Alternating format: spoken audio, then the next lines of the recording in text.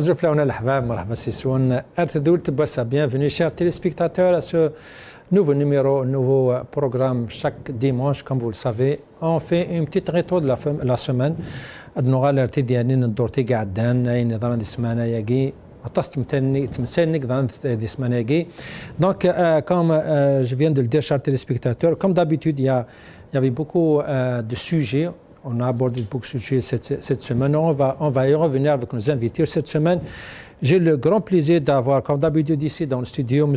Mohamed Damzian Rahmoun, représentant du poste international. Azouflak Agma, marhaba ici. Azoul في دارض Azoul في قاعد يتابعنا السجيب. Très bien. Et l'invité de chaque dimanche, Nassar Djoudi, mon frère Nassar Djoudi, journaliste. Azouflak Hassi Nassar.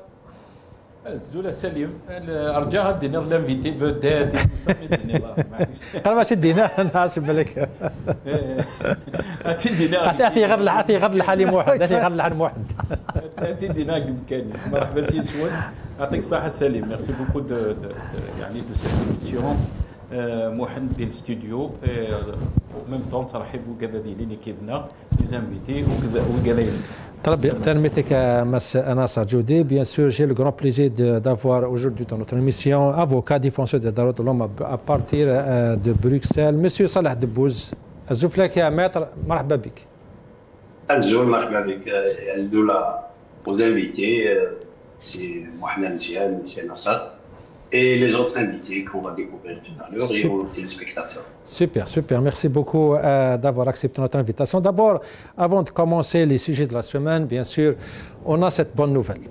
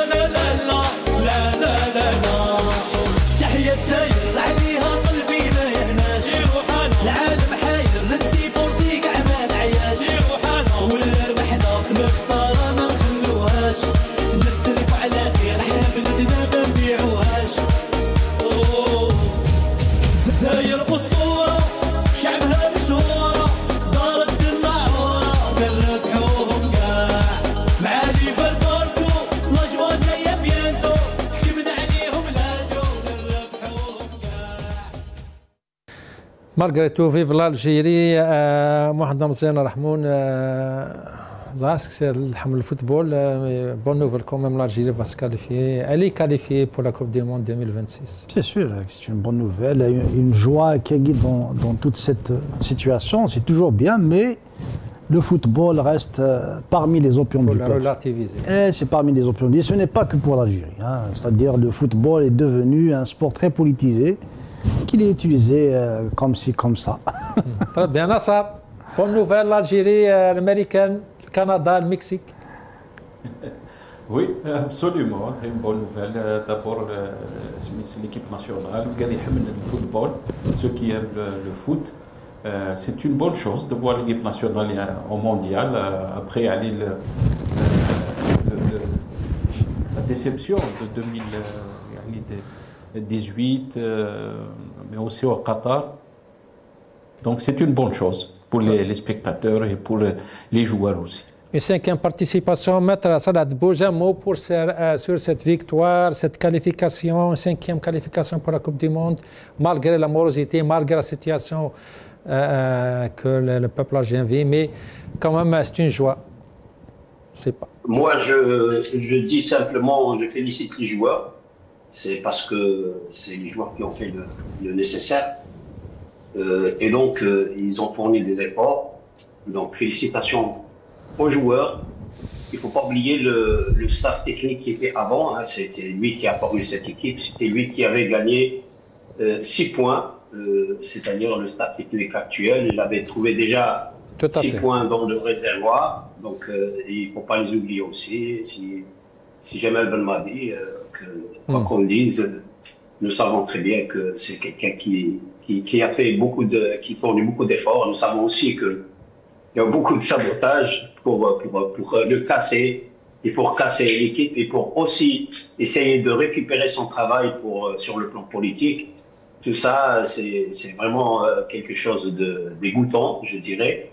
Mais pour l'effort des joueurs et pour la joie des jeunes, je dis félicitations et bonne continuation. Très bien, c'est un travail collectif d'une équipe, bien sûr, comme vous venez de le dire, M. Salah Debboune, c'est une équipe, elle est venue pour continuer le travail de ceux qui ont précédé cette équipe. Merci beaucoup, Salah Debboune. Donc, si je peux dire, on va revenir aux choses sérieuses, hein, puisque cette semaine, on a vu Debboune, il a fait un discours au ministère de la Défense. Donc on va y revenir à ce discours. On a parlé de la diplomatie puisque cette semaine on a fêté la journée nationale de la diplomatie et bien sûr la situation sociale avec le communiqué des syndicats en Algérie qui ont demandé aux autorités de prendre en considération leurs demandes et la situation difficile des travailleurs. Donc on va commencer par ce discours de Debboune. Restez avec nous.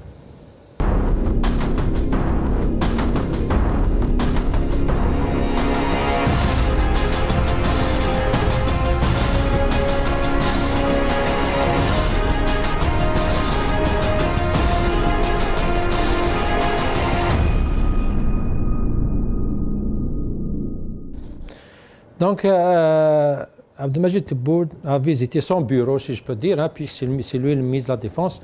Donc, il a visité son bureau, mais avec la fanfare, avec tout le protocole hein, d'un ministre, d'un président étranger, si je peux dire. C'est ça, beaucoup l'ont noté. Je vais commencer par toi, Sina Sarjoudi.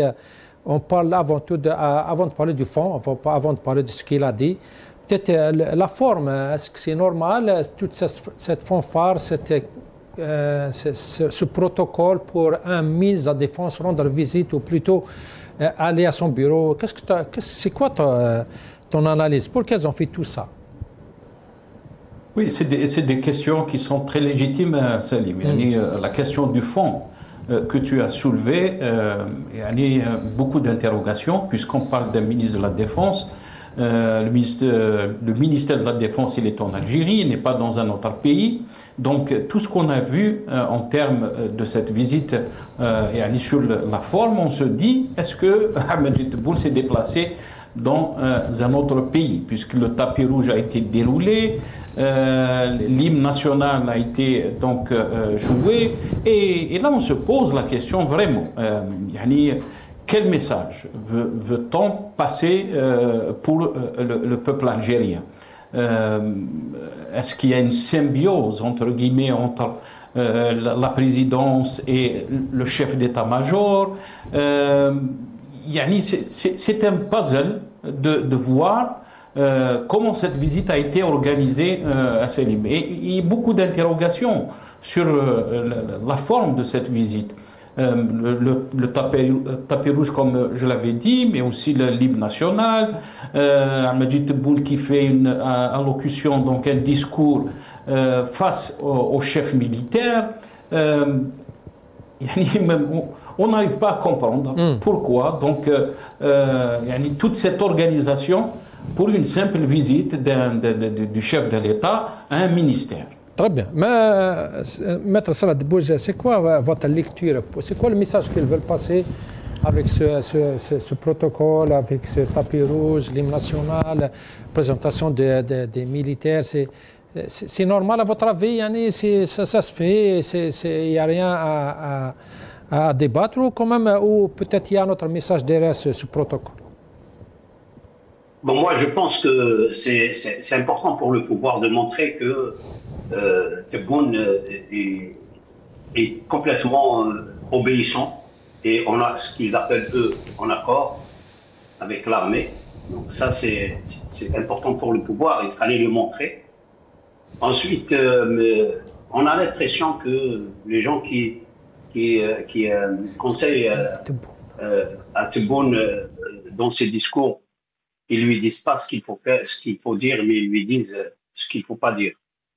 C'est-à-dire, ils lui disent ne dis pas tel et tel, n'aborde pas tel et tel sujet. Ensuite, lui, il est libre de dire n'importe quoi, donc c'est pour ça qu'il dit n'importe quoi. Et donc, il dit des choses bizarres, que je trouve bizarres. Par exemple, ça sert à quoi de dire qu'il y a un pays du Golfe que je ne citerai pas? Tu as peur? Si tu as un problème avec tel pays, tu dis nous avons un problème avec tel pays. Si tu dis je ne cite pas, ça veut dire que tu as peur de ce pays. Et pourquoi tu as peur de ce pays? Pourquoi tu ne cites pas ce pays? Parce qu'il risque de te sanctionner, par exemple. C'est des choses qui ne rentrent pas dans les pratiques diplomatiques et dans c'est-à-dire, ils ne cadrent pas du tout. C'est des choses qui sont ce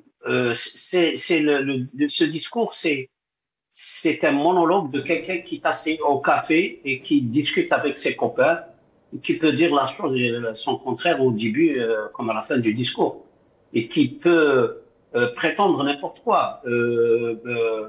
Ça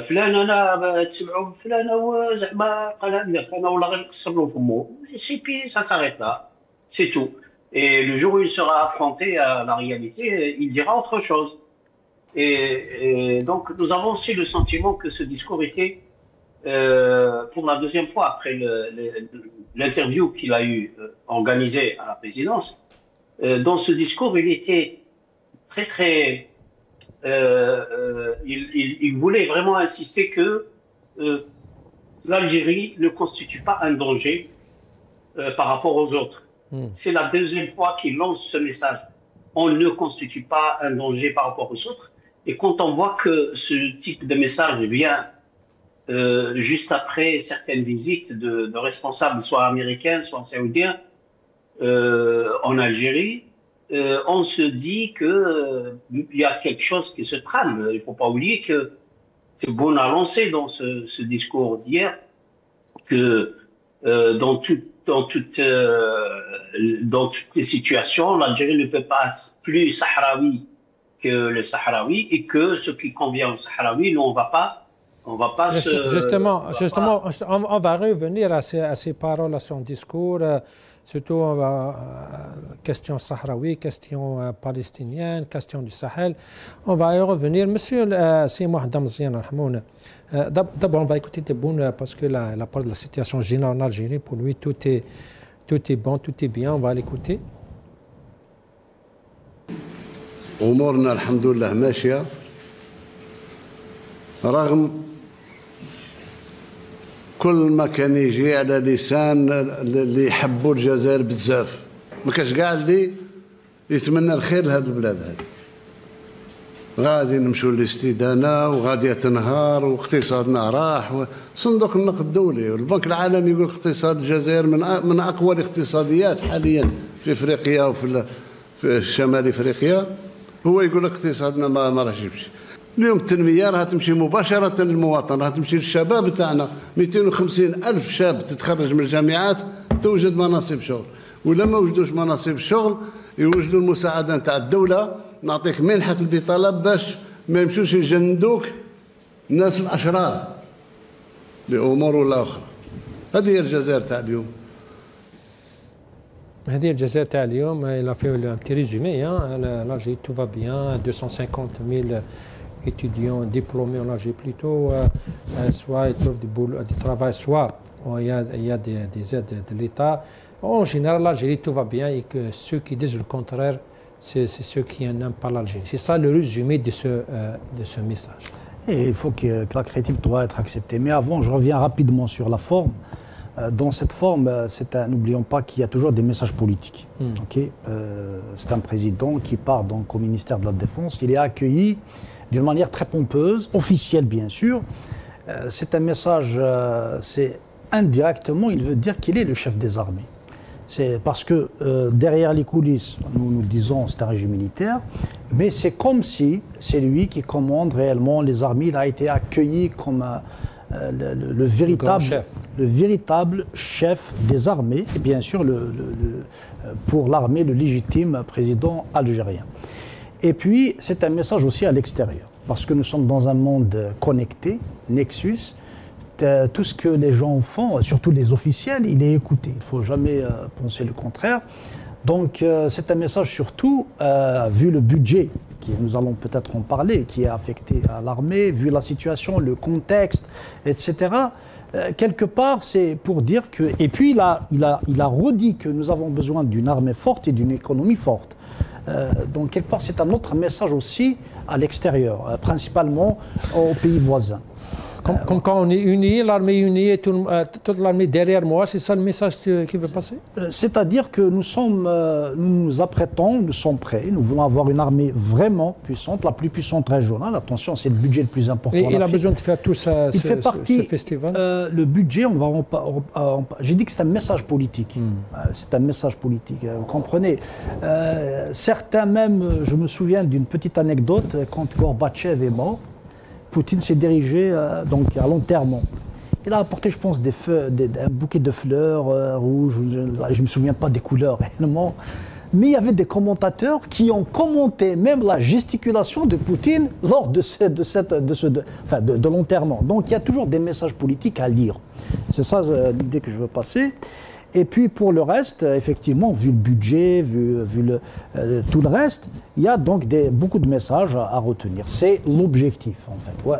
Maintenant, ce qui se passe dans la réalité, bien sûr, nous ne pouvons que dire que le régime militaire, il a été coopté, le régime algérien coopté. Mais c'est vrai qu'il y a beaucoup d'analystes bien avant. On n'arrête pas de dire, comme quand l'Algérie a dit au seuil de la faillite, au seuil de l'explosion, ça fait 6 ans, hein, il est au pouvoir. Et cette explosion n'est toujours pas là, cette faillite n'est toujours pas là. C'est ça le message qu'il voulait dire. Et ceux qui analysent, qui donnent le tableau noir de l'Algérie, ils ont eu tort. Tant que les crises, quand on voit les crises qui sont, par exemple, le front russo-ukrainien, tant qu'il y a une instabilité au Moyen-Orient, s'il y a des instabilités dans d'autres coins du monde, quand la guerre s'est déclarée entre l'Iran, et Israël, c'est-à-dire il y a des contextes qui font que les prix de l'énergie, et bien sûr la spéculation, il suffit que Donald Trump fasse une parole, vous allez remarquer que les cours, marchés, voilà. Donc la faiblesse de l'économie algérienne, où la volatilité de l'économie dépend aussi du prix des hydrocarbures.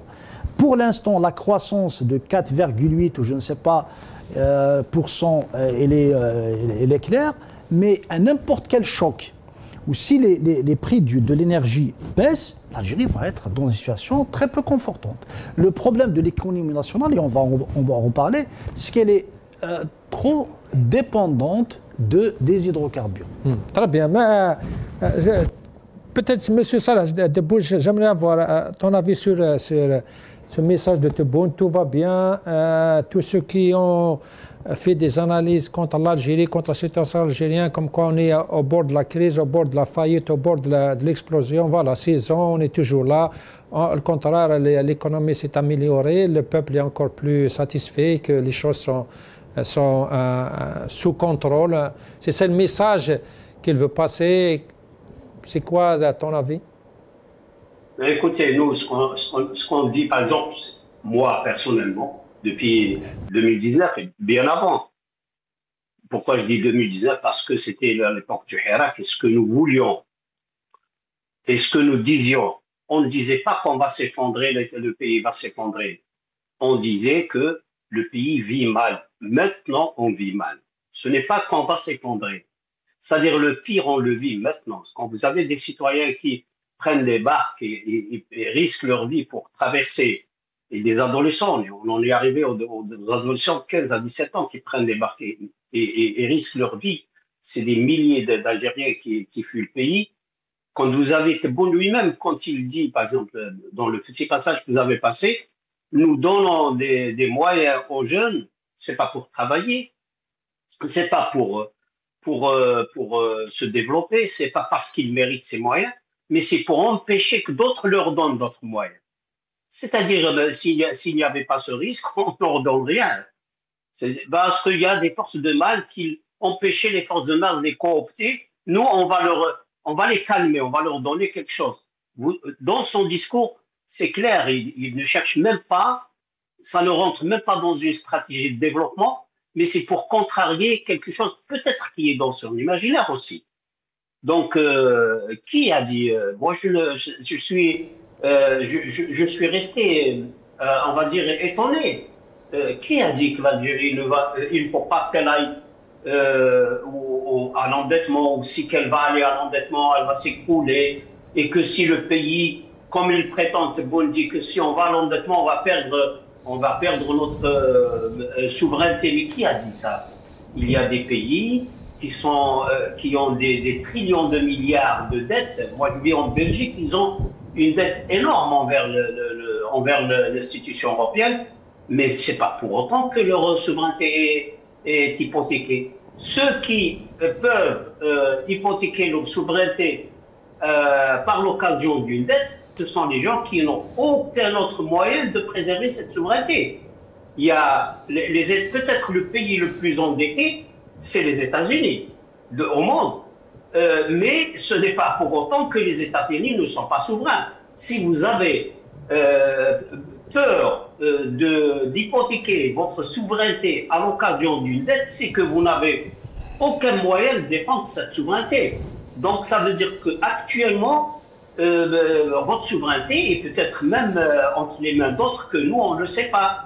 Vous êtes peut-être en train de faire du théâtre pour présenter les choses comme vous le voulez, puisqu'on n'a pas d'instrument de mesure de toutes ces données, y compris la souveraineté, qui puissent être neutres. C'est pas parce que Tebboune dit qu'on va bien, c'est pas parce que Tebboune dit qu'on est libre sur le plan souveraineté qu'on l'est. Justement, Maître Debbouze, je voulais parler de FMI, de la Banque mondiale, des rapports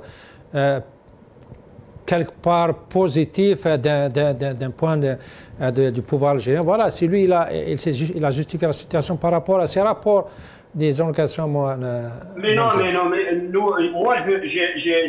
j'ai examiné le rapport de la Banque d'Algérie, par exemple. Le rapport de la Banque d'Algérie la Banque d'Algérie, c'est une institution algérienne. Et il faut savoir que les responsables de la Banque d'Algérie font attention à ce qu'ils reportent le moins possible de choses négatives. Mais comme ils sont obligés de publier les chiffres réels, parce qu'ils peuvent risquer même d'aller en prison pour fausse communication, le rapport par exemple, de la Banque d'Algérie, d'après le TSA, parce que je n'ai pas encore retrouvé les rapports, disent que les importations, les recettes en hydrocarbures pour l'Algérie de 2023 comparées à celles de 2024 ont baissé de 31%. Hors hydrocarbures, on a eu une baisse de un peu plus de 31% pour les hydrocarbures et un peu plus de 13%. Ça contredit complètement ce que dit Tebboune, qui prétend tenir ces informations du FMI, de la Banque mondiale. Donc, je pense que Tebboune, soit on lui rapporte, ça fait pas longtemps qu'un responsable a dit que certains responsables donnaient de faux chiffres. Absolument. Le nouveau ministre de l'agriculture, par exemple, il vient de balancer que des chiffres ont été sortis complètement erronés. Donc, alors, Tebboune, bien sûr, il peut s'en laver les mains demain. Il peut dire, écoutez, tous les chiffres que je balançais, c'était des responsables qui me donnaient des chiffres, ces faux chiffres. On ne peut pas lui dire, toi, tu es innocent, non, parce qu'il faut qu'il y ait des institutions neutres qui donne des chiffres à tout le monde, indépendante, neutre. Il y avait le Conseil social, économique et social qui donnait plus ou moins quelques chiffres qui étaient à l'époque de Zerouane surtout, qui étaient ça pouvait former un bon tableau de bord et pour le gouvernement et pour l'opposition pour engager des discussions sérieuses. Maintenant, Tebboune dit, écoutez, on n'a pas de dette à l'extérieur, on ne va pas s'endetter, nous avons assez de réserves de change. Il le dit comme ça, assez. Avant, il disait, voilà combien de milliards, de centaines de milliards, mais maintenant, il dit assez. Assez, ça veut dire quoi? Ça veut dire, quel niveau on est? Quel niveau? Non, c'est moi qui vous dis, et si je vous dis que ça va bien, ça va bien. Ça veut dire ça va bien, très bien. Juste une petite remarque, rappelez-vous très bien, comme Tebboune était ministre de Bouteflika, il disait beaucoup plus que ça sur la situation du pays. Il disait que tout allait très bien et que le programme du président permet à l'Algérie de bien respirer. Après, et quand il est devenu président, il nous informe qu'on était au bout d'un gouffre et que tout allait bien. Qui croit Tebboune ministre, Tebboune président? C'est complètement délirant. C'est-à-dire on ne peut pas le croire, ce monsieur. Absolument. Nasser Djoudi, si on vient aux paroles de Tebboune, il a des mots-clés, hein, l'investissement, la stabilité, l'armée forte. C'est ça les mots qui se répètent à chaque discours. On va écouter ce qu'il a dit justement à ce niveau, l'investissement et la stabilité en Algérie. On l'écoute. بفضل الله عز وجل والرجال اللي قائمين على هذه البلاد والامن والاستقرار نتاع البلاد اللي هو على كتف الجيش الوطني الشعبي قوات الامن هو اللي خلى الجاذبيه اقتصاديه تاع المستثمرين وطنيين اجانب. ولما نشوف ان بالنسبة للاستثمار في 17,000 مشروع استثماري حاليا على طاولة الشباك الواحد. Nasser a parlé de l'investissement, mais bien sûr, il y a un grand investissement algérien étranger grâce à la stabilité, grâce à l'armée. Bien sûr, il a parlé aussi de l'armée qui fait peur à tous ses ennemis. On va écouter Tebboune sur ce sujet. يرجع الرجال الجيش الوطني الشعبي اللي تجندوا الى يومنا هذا. الجيش نتاعنا اصبح مهاب بجانب لان الجيش تاقلم مع الظروف ومع العقيده الدفاعيه. اصبح اليوم جيش يقال عليه انه جيش صعب الاقتراب منه. هذا يكفينا. وهذه الشهاده نتاع الخصوم قبل الاصدقاء تكفينا. اليوم الحمد لله. اليوم الحمد لله. سي نصر جودي, c'est pas, mais j'ai l'impression que quand on parle de l'investissement, les gens qui viennent investir leur argent, ils ont besoin d'une stabilité, c'est vrai. Mais est-ce que tu penses qu'ils ont besoin de l'armée, de la force militaire pour les rassurer comme qu'il y a une stabilité? Non, pas du tout à Salim, parce que juste pour revenir aussi, le discours à Guy, pour moi, c'est un compte rendu d'Ahmed Tebboune devant le commandement militaire. C'est un discours qu'on peut dire d'autosatisfaction, mais déconnecté de la réalité, ou la déréalité. Parce qu'on va aborder la question économique, mais aussi la question diplomatique, mais aussi la symbolique dans ce discours. Salim, c'est que le lien que fait Abdelmajid Tebboune avec le commandement militaire, c'est que ce lien armé est mis en scène et malheureusement il a inscrit symboliquement l'instrument militaire au cœur du message politique, puisque le discours il a été fait au ministère donc, de la Défense. Et là on se pose la question, bien sûr que les Algériens veulent une armée très forte, parce qu'il y a des défis sécuritaires, et ça c'est une réalité. Mais à force d'en parler, de ces défis sécuritaires, les Algériens commencent à perdre confiance en ce discours. Vraiment, ils se posent la question. L'armée, oui, elle doit faire son travail, elle doit avoir les moyens pour faire son travail, mais de dire que notre armée elle est crainte partout dans le monde et tout ça, il y a de l'exagération, il y a un discours qui n'est pas responsable. Parce qu'on sait très bien que le monde maintenant est en train de changer à une vitesse extraordinaire et ces changements se font dans la violence. On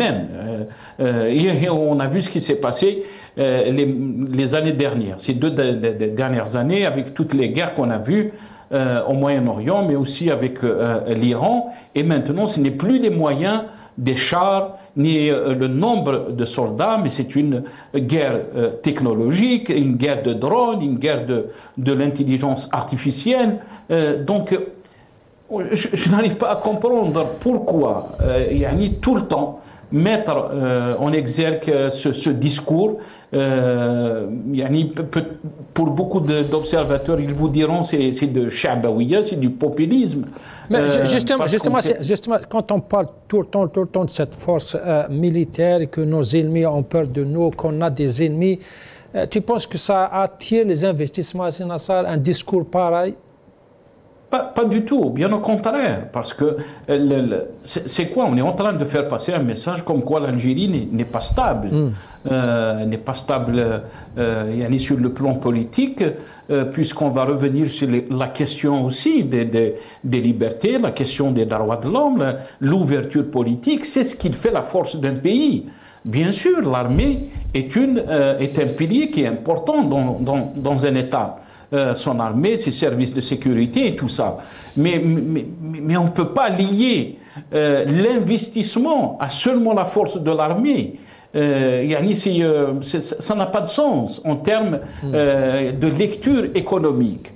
Et quand on parle de climat économique, je ne pense pas que l'Algérie, malheureusement, a un climat favorable aux investissements, puisque le dernier rapport qui a été fait en termes des IDE, des investissements directs étrangers, l'Algérie était classée 16e, presque parmi les derniers pays en Afrique. Il y a des pays très petits. Ils ont fait meilleur que notre pays en termes des investissements directs étrangers. Donc, il y a des signes qui ne trompent pas, des signes qui disent que malheureusement, on n'a pas un climat qui encourage l'investissement, encourage les sociétés à venir investir en Algérie, parce qu'il y a des chancelleries en Algérie. On n'est pas dans un monde on n'est pas à part. Il y a des chancelleries et ils observent ce qui se passe chez nous. Ils font même des rapports. Donc, ces rapports sont lus par les grandes sociétés, oui, quand on parle bien sûr de donner les richesses, par exemple les richesses minières, la dernière loi qui parle de 80%, elle a changé, donc la loi de 51-49, pardon, elle est passée à 80-20%, là on est en train de brader nos richesses, c'est pas de l'investissement. Très bien, très bien. Quand vous parlez de signaux qui font peur aux Algériens, qui vont faire peur aux Algériens, malgré le discours officiel. Donc il y a cette différence entre la réalité et le discours, sauf que le discours des responsables, même de ceux qui sont proches des autorités, pour eux, tu n'as même pas le droit d'avoir une autre idée ou une autre analyse. On va écouter Ben Grina, il a un des proches du pouvoir, si je peux dire ça. Il a parlé ce matin spécialement sur ce point, les ennemis qui n'aiment pas l'Algérie. On l'écoute. كثير من الحركة والقومية واللي ما يحبوش الخير لهذا الوطن واللي باعوا الضمائر نتاعهم وما عندهمش علاقة بهذا الوطن إلا أنهم يملكوا شهادة الميلاد أنهم زادوا في هذا الوطن، باعوا ضمائرهم وسكنوا في الخارج ويحبوا يتلاعبوا بأمن الجزائريين ويقولوا انتم السلطه نتاعكم حقرتكم وسلطتكم قامعتكم وسلطتكم ماهيش دايرتكم الحريه وسلطتكم ماهيش دايرتكم الديمقراطيه وسلطتكم ماهيش دايرتكم كذا. يا سيدي انت واش دخلك؟ ارواح عيش معنا لهنا كيما نرى عايشين وتكلم. Je ne peux pas ajouter plus que ça. Hein. Il a commencé par le Harga al-Goumia, puis il dit comme quoi ceux-là, ils disent comme quoi il n'y a pas de liberté, il n'y a pas de droit de l'homme, il y a des dépassements. C'est ça, ceux qui disent comme quoi il y a des dépassements, il y aura des harki, il y aura des goumi. Le ridicule ne tue pas. Heureusement, sinon on serait tous morts. Non, c'est lui qui va, c'est lui qui sinon, c'est lui qui je parle de lui. Attention. Donc il se trouve que ce genre de discours, ça ne veut rien dire, surtout de la part d'un personnage comme lui. Même les responsables le disent maintenant, même Tebboune, même les autres, c'est ça le discours officiel. Mais on va être simple, parce que la critique, on a vu des jeunes, il y a des posts Facebook emprisonnés. La dernière fois, c'est le dernier cas, c'est Raras, pour une parole qui, en langue française, qui vient de dire, si je traduis correctement, il parle, il ne fait que parler, ou il parle sans maîtriser. C'est-à-dire, ça peut être traduit de différentes façons, mais qui ne prête en aucun moment à une interprétation d'insulte. Mais on dirait que pour certains, c'est une insulte. Donc, tout dépend de l'angle de vue. Même si c'est toi qui parles, je te dirais que ce que tu es en train de dire, tu es en train de divaguer. N'importe quoi. Tu peux me le dire, mais on peut rire, on peut s'énerver, mais on ne peut pas le prendre aussi pour insulte.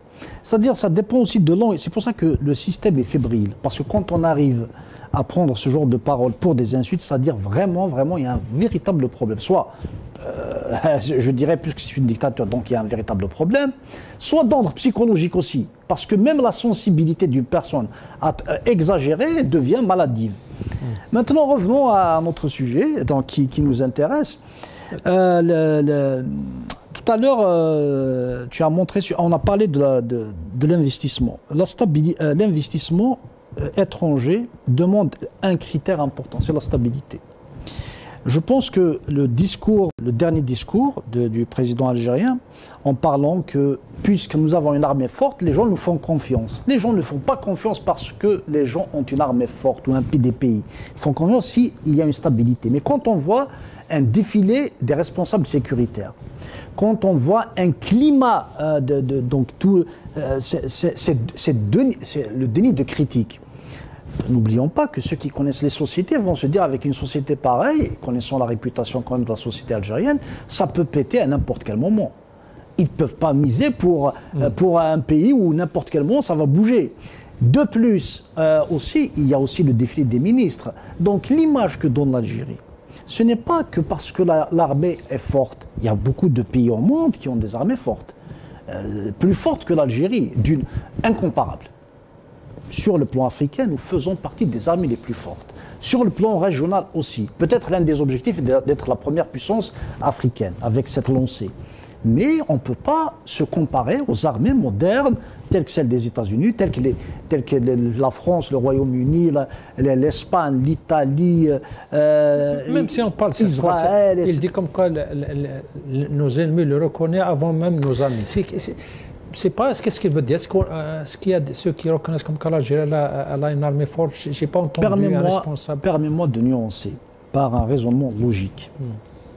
Il y a une guerre en Ukraine, l'agression russe, qui beaucoup au départ ont pensé qu'elle allait se terminer vite, vu l'ampleur de la Russie. Vu les alliés qui se sont mis, donc principalement l'OTAN, à aider l'Ukraine, la guerre a perduré. La guerre a changé même de front. On la retrouve au Sahel. Le front ukraino-russe, n'est-ce pas? Donc, en même temps, il y a la crise au Moyen, enfin le génocide à Gaza. Tout le monde veut que ce génocide se termine. Donc, quelque part, d'une manière générale, déjà, humainement parlant, les gens en ont marre des guerres, et puis économiquement parlant, ça coûte très cher. Est-ce que une nouvelle guerre avec n'importe quelle puissance, au jour d'aujourd'hui, ceux qui font les guerres, ceux qui veulent des guerres pour des intérêts, voudraient encore une autre guerre pour voir combien d'Algériens, de Marocains, de Tunisiens, de Maliens quitter leur pays pour partir en Europe? Ceci ne peut être vrai que s'il y a un accord entre les puissances, par exemple de détruire complètement l'Europe. C'est-à-dire, leur objectif, c'est complètement d'affaiblir complètement l'Europe. Donc c'est tout ce genre de calcul qui fait qu'il y a un certain réconfort de la part des dirigeants, se dire, ben nous sommes bien sûr que le Mali va craindre l'Algérie. Si on prend le Mali, le Niger, la Libye, la Tunisie, bien sûr, parce que les poids, le Maroc, etc. Malgré que je parle en général, parce que la Tunisie est un pays allié, etc. Mais du point de vue global, c'est-à-dire les moyens de lutte, les guerres modernes, nous avons vu la dernière fois un défilé de l'armée chinoise qui a impressionné toute la planète. C'est dire à quel point l'évolution des armées est en train d'aller à une vitesse incroyable, qui dépasse la technologie civile. C'est pour ça qu'il faut être modeste. Par contre, la lecture des contextes peut donner à des régimes une situation confortable. Voilà. Je ne sais pas si tu es... Très bien, très bien. C'est ça, la Hadebouz. Peut-être je vais revenir avec toi avant de passer au deuxième sujet. Je reste toujours avec le côté militaire, là, puisqu'on en a parlé beaucoup cette semaine sur ce budget, ce fameux budget 2026, et surtout le budget côtoyé pour le ministère de la Défense. On a parlé de 25-26 milliards. C'est un record pour cette institution. Il y a ceux qui disent comme quoi c'est justifié. On a parlé des guerres tout autour, les ennemis qui sont quand même aux frontières, il y a des conflits. Donc il faut vraiment renforcer notre armée et le budget est vraiment justifié. D'autres ils disent comme quoi il est justifié, mais on ne voit pas le résultat. Où est-ce qu'il y a cette armée forte? Où est-ce qu'il y a ces armes, cette technologie? C'est quoi ton analyse, c'est debout sur ce sujet? Bon, d'abord, quand on mesure la force d'une armée, on ne la mesure pas au budget de dépenser, parce qu'on peut dépenser beaucoup de milliards de dollars à pour des bêtises. Et puis, moi, je sais, j'ai fait mon service national au sud, et je sais que là où j'étais, l'unité où j'ai passé mon service national, je sais qu'au moins 25 à 30% du budget alloué à cette unité-là était détourné carrément par les responsables de cette unité. Je le dis parce que j'ai travaillé dans l'ordinaire et dans le foyer, et j'ai vu comment que les responsables détournaient des sommes énormes au détriment des journaux. Donc le chiffre en budget, c'est pas ça qui montre la puissance d'une armée. Puis nous, on dit que voilà. Tebboune dit que nous avons une armée crainte par les gens ne peuvent même plus s'approcher une armée quand elle est forte. Le président du pays de cette armée-là ne le dit jamais. C'est le terrain qui le dit. Est-ce que vous avez entendu, par exemple, je ne sais pas moi, le président de la Russie ou de la Chine ou encore des États-Unis dire dans un discours nous avons une armée et attention, celui qui va s'approcher de nous, on va lui casser la gueule. C'est ce que Tebboune est en train de dire. Non. Il est là, il gère les affaires de tous les jours. Quand il y a un danger et qui nécessite l'intervention de l'armée, il fait intervenir son armée et les gens voient que cette armée, elle est puissante. Même chose pour les services de sécurité. Contre qui sont dirigés les services de sécurité? Bon, l'armée, c'est encore à discuter. Les services de sécurité de l'Algérie ils sont dirigés contre qui? 80% de leurs efforts sont dirigés contre les citoyens. C'est le reste d'abord, je profite de cette occasion pour lui apporter tout mon soutien. C'est un ami, c'est un vrai militant. Vous savez, moi, j'étais poursuivi quand j'étais en Algérie. Il s'est déplacé jusqu'à Tarbet. Il a risqué sa liberté et sa vie, je dirais même. Il a été arrêté avec un autre groupe que je salue à l'occasion. Ils étaient arrêtés, ils étaient jugés parce qu'ils étaient simplement venus à Tarbet pour nous soutenir devant une poursuite abusive. C'est contre des gens comme ça que les efforts des services de sécurité sont développés. Alors si c'est ça la force des services de sécurité en Algérie, que ce soit la police ou les services de renseignement, moi je pense qu'il faut il faut vraiment revoir la stratégie, il faut redéfinir les notions, parce que on prononce les mêmes mots, nous on peut dire sécurité, Tebboune peut dire sécurité, mais la signification n'est pas forcément la même, peut-être même souvent, c'est complètement différent. Les insultes, quand on dit, écoutez, on n'aime pas les gens qui insultent, mais non, mais si Tebboune est en train de mentir, à chaque fois je dis cet exemple, s'il est en train de nous mentir, est-ce qu'il y a un autre terme que mensonge qui peut désigner ça et qui peut ne pas être pris pour une insulte? Non. Par contre, quand j'entends Tebboune dire, par exemple, dans un discours tatartuk, ça, pour moi, je considère ça, c'est une insulte. Qu'est-ce que c'est que ça de dire tatartuk dans un discours officiel pour se moquer de quelqu'un qui a une idée, qui te critique ou qui n'est pas, je ne sais même pas dans quel contexte il l'a dit. Ça, c'est des insultes. Mais dire que Tebboune est en train de mentir et Tebboune n'est pas capable d'assumer ses responsabilités et Tebboune est en train de dire n'importe quoi, ça, c'est pas des mensonges, ça, c'est de la critique. C'est même de la critique qu'il faut développer au bon moment pour éviter le pire et pour éviter le chaos. Maintenant, pour le climat qui encourage les investisseurs, c'est vrai que la stabilité, pour l'armée n'a aucun rôle à voir. Il y a des pays qui n'ont même pas d'armée et qui sont très très développés sur le plan des investissements, qu'ils soient locaux ou étrangers. Le Luxembourg, par exemple, qui est au sud de la Belgique, il n'a aucune armée, mais c'est l'une des économies les plus fortes. La Suisse aussi. Le climat qui encourage beaucoup plus les investisseurs, qu'ils soient nationaux ou étrangers, c'est la confiance.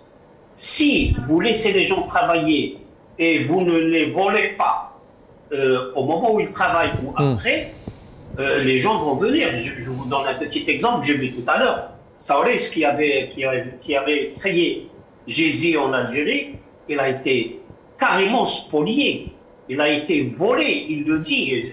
Allez chercher les vidéos qu'il le dit. Il le dit. Il y avait, je pense qu'il avait. Il parle d'un document officiel écrit par Yahya à Bouteflika qui définissait la stratégie de spolier ce monsieur. Il lui disait on va lui fermer la publicité, on va lui couper les voies de communication avec l'étranger. Son entreprise va perdre de la valeur et on va l'obliger à vendre. Et il a dit j'étais obligé de vendre. Alors, si vous prenez cette histoire, celle de Rbab, celle de... Je ne sais pas, moi, beaucoup de gens qui investissaient, mais mon père, dans les années 70, il était distributeur de carburant. Et mon oncle a été mis en prison parce que Boumediene avait décidé de faire une nationalisation. Et donc, la nationalisation, c'est vous prenez, vous achetez par la force les entreprises que vous voulez nationaliser. C'est un choix politique qui peut être appliqué, il n'y a pas de problème.